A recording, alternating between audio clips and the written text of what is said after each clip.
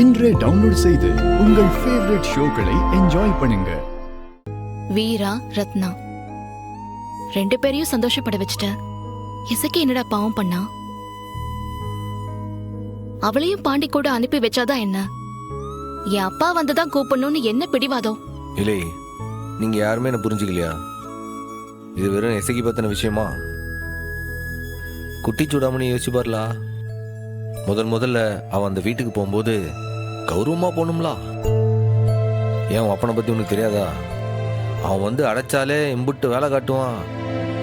இப்ப அழைக்காம அங்க போயிட்டா நான் கூப்பிடாம எப்படி வந்த அப்படின்ட்டு அவன் இசைக்கு மட்டும் இல்ல, நம்ம சின்ன சூடமணியும் சேத்துல திட்டுவான். நீ நினைக்கிறது தப்பு இல்ல, ஆனா பிராக்டிக்கலா யோசிச்சு பாரு. அப்பா வந்து அவளை கூப்பிடுற மனுஷனா? அவ வரலனா நல்லதுன்னு தான் நினைச்சு பாரு. இந்த ஜென்மத்துக்கும் அவளை வந்து கூப்பிடவே மாட்டாரு. இல்லை, வீரா வந்து எப்படி கூப்பிட்டாரு? அது நீ செஞ்ச காரியம். என்னமோ பண்ணி அவரை வர வச்சுட்ட. வீராவே வந்து கூப்பிட்டாருனா இசைக்கு வந்து கூப்பிட மாட்டாரா? அப்போ என் அப்பாவை நம்ம வீட்டுக்கு வந்து இசைக்கியை கூப்பிட வச்சிருவியா? வருவாரு, அழைப்பாரு.